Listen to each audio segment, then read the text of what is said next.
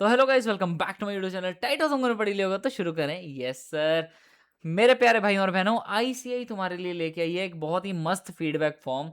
अब तुम्हें पता है कमेटी जो है ना वो सोच रही है कि आईबीएस को हटा दें और प्लस फॉर्म भी उनको थोड़ा चुभ रहा है। फिर आर्टिकलशिप में भी एक दो उन्होंने चेंजेस जो करे थे पहले वो बच्चों को जचे कि नहीं जचे, तो उसके लिए वो फीडबैक लेना चाहते हैं कि कौन सा सिस्टम अच्छा है, कि है ना आर्टिकलशिप 3 साल की कर दें, आईबीएस हटा दें, स्पॉम कम कर दें, इंडस्ट्रियल ट्रेनिंग मैंडेटरी कर दें, छुट्टियां कैसे करनी है, सब कुछ बहुत सारी चीज़ों पे आईसीआई को आपका ओपिनियन चाहिए। ये फॉर्म कौन भर सकता है? जो मेंबर है या जो स्टूडेंट है, डेफिनेटली। तो स्टेक होल्डर का मतलब ये होता है ना कि आप सीए कोर्स से जैसे मर्जी आपका स्टेक जुड़ा हुआ है। ठीक है, अब मेरा एज ए मेंबर जुड़ा हुआ, तुम्हारा एज ए स्टूडेंट जुड़ा हुआ, तो बिल्कुल तुम एज ए स्टूडेंट फॉर्म भर दो। फॉर्म का लिंक तुम्हें इस वीडियो की डिस्क्रिप्शन में मिल जाएगा। ठीक है, यस तो चलो मैं फटाफट एक बार भर के दिखाता हूँ। लास्ट डेट इसको भरने की 18 अगस्त है। एंड आई रिक्वेस्ट यू कि भाई भर दो इसको। कल को तुम नहीं पेपर देने हैं, फिर बाद में कहोगे कि है ना आईसीए ने आर्टिकलशिप 4 साल की क्यों कर दी, 2 साल की क्यों कर दी, अरे ये फॉर्म क्यों रखा हुआ है, अरे आईबीएस क्यों रखा हुआ है, अरे ऐसा क्यों है। भाई फॉर्म भरोगे ना तभी तुम्हारा ओपिनियन आईसीए के पास जाएगा। फिर आईसीए मेजोरिटी देखेगी कि मेजोरिटी किस तरफ है, फिर ऑफकोर्स वो अपना डिसीजन सुना देगी। ठीक है, ठीक है। चलो एक बार मैं तुम्हें पहले अपने एंड से एक बार फॉर्म भर के दिखाता हूँ। ठीक है, चलो फुल नेम भर देते हैं जी मैं अपना, सचिन रहेजा। मेरी मेल आईडी तो मैं नहीं बताऊंगा, मैं डाल देता हूँ नेक्स्ट जेन सीए की, next gen CA academy 1@gmail.com। Mobile number मेरा क्यों डालूं मैं यहाँ पे?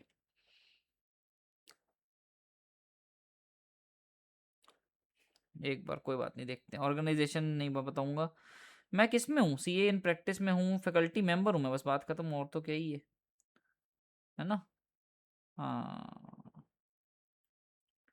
यस। एकेडमिकियन, अच्छा ये अगर इनमें से तुम कोई भी हो तो तुम भर सकते हो भाई।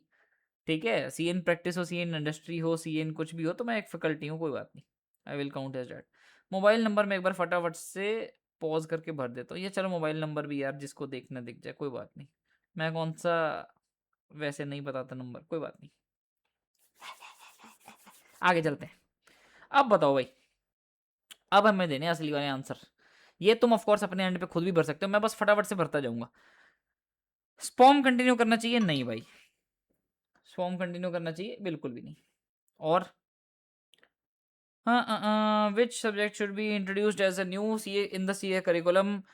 एंड कोर पेपर आना चाहिए स्पॉम की तरह आना चाहिए। स्पॉम समझ रहे हो, वो जो ये जो तुम्हारा एमसीयू वाला जो आता है ना, जो तुम्हें पेपर भरना पड़ता है। और कोर अपना तुम्हारे ये जो नॉर्मल सब्जेक्ट होते हैं, जो तुम्हारे 6 सब्जेक्ट हो चुके हैं अब। भाई मैं बोलूंगा, देखो हमारे टाइम पे ना लॉ और कॉस्टिंग जो थी वो सीए फाइनल में थी, बट कंसिडरिंग आज के जमाने के हिसाब से I would say I would say I would say एक तो एआई को रखो, सॉरी स्पॉम में। ये हटाओ यार, अनसिलेक्ट कैसे होगा ये? अबे डी सिलेक्ट भी नहीं हो सकता क्या ये? हद हो गई यार, ये जो ऊपर गलती से साइबर सिक्योरिटी उसमें चला गया, कोई बात नहीं। हट भी नहीं सकता यार, कोई बात नहीं। अच्छा ये भी ध्यान से वरना भाई हट भी नहीं रहा। ठीक है, ये भी नई चीज़ पता चल गई। चलो मेरे हिसाब से देखो, अगर मैं लॉ और कॉस्टिंग में से बात करूँ ना, लॉ मेरे हिसाब से बढ़िया चीज़ है जो तुम्हें पढ़नी चाहिए। कॉस्ट इतनी इंपॉर्टेंट नहीं है, ऑनेस्टली बताऊँ तो। और कॉस्ट वैसे भी ना हमारे टाइम पे जो कॉस्टिंग होती थी ना, कॉस्ट अकाउंटिंग जिसको बोलते थे, एआई को इंट्रोड्यूस करना चाहिए। हाँ भाई, जेन्युइनली मैं तुम्हें एक चीज़ बताऊँ, आज की डेट में सीए बनने के बाद जब हमें पता चलता है ना कि कोई चीज़ें एआई से बहुत आसान हो चुकी हैं और हमें नहीं आती, क्यों नहीं आती? क्योंकि हमने उसमें कभी काम नहीं करा, ना हमें कभी पढ़ाई गई, ना काम करा। और हर कोई इतना अंदर से इनोवेटिव नहीं होता कि मैं जाके ऑनलाइन सब कुछ सीख लूँ, एआई ऑनलाइन सब कुछ सीख लूँ। नहीं, तुम्हारे कोर्स का पार्ट होगा तो तुम बेटर सीख पाओगे। हाँ, अगर एआई इंट्रोड्यूस करना है तो मेरे हिसाब से तुम्हारा देखो आईटी वाली ट्रेनिंग में आना चाहिए, बिकॉज़ उसमें प्रैक्टिकल करवा देते हैं टीचर्स, है ना। और क्या चाहिए? प्रैक्टिकल हो गया, और क्या चाहिए? तो तुम्हारी आर्टिकलशिप कब स्टार्ट होनी चाहिए? हमारे टाइम पे ईदर ग्रुप ऑफ इंटरमीडिएट था, लेकिन मेरे को आईसीआई का ये रिफॉर्म अच्छा लगा था, क्योंकि यार तुम आर्टिकलशिप में सीखने जाते हो और जो तुम सीखते हो वही तुम्हारे आगे काम आता है रियल लाइफ में, क्योंकि उसी को तुम्हारा एक्सपीरियंस गिना जाता है। और हमारे टाइम पे क्या होता था, जैसे एक ग्रुप पास होने पे भी आर्टिकलशिप स्टार्ट। अब लेकिन दिक्कत क्या है, बच्चा एक ग्रुप देके आता था और प्रिंसिपल जो होता था सीए वो सीधा पूछता था, अभी सेकंड ग्रुप देना है? हाँ जी सर। तो फिर तो तुम 2-3 महीने बाद फिर छुट्टी मांगोगे, तो तुम्हें कुछ अच्छा बड़ा काम दे ही नहीं सकते, सीखोगे क्या? इसीलिए फिर दिक्कत हो जाती है। तो ये बोथ ग्रुप्स वाली चीज अच्छी है। ड्यूरेशन क्या होनी चाहिए प्रैक्टिकल ट्रेनिंग की? 2.5 साल along with ITT and MCS. ये सही है, ये हमारे वाला सही है। ये मतलब 3 साल भी कर सकता हूँ, लेकिन तुम्हारे वाला अच्छा है, 2.5 साल वाला इज गुड। प्रैक्टिकल ट्रेनिंग की नेचर कैसी होनी चाहिए? Ideal structure of practical training combination होनी चाहिए फर्म्स की भी और इंडस्ट्री ट्रेनिंग की भी। Out of 2 year practical training, हाँ ठीक है, कोई बात नहीं। ड्यूरेशन की होनी चाहिए? इंडस्ट्रियल ट्रेनिंग की 9 महीने बहुत है, 9 महीने बहुत है। इंडस्ट्रियल ट्रेनिंग कब शुरू होनी चाहिए भाई? लास्ट ईयर हॉर्टिकलशिप में। सेकेंडमेंट एंड ट्रांसफर पोजीशन, मतलब उनको कोई आर्टिकल अच्छा नहीं लगा तो उनको कब हटाना है या उसको ट्रांसफर कब करना है भाई। फ्लेक्सिबल ड्यूरेशन ठीक है, 6 महीने तो एटलीस्ट रखो, 6 महीने की तो प्रोबेशन हर जगह होती है, 6 महीने तो रख लो। When should transfer of articleship be permitted? हमें कब ट्रांसफर परमिटेड है?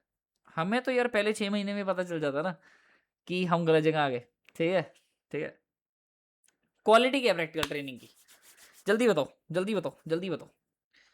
Sir sir sir sir sir sir sir I would say okay,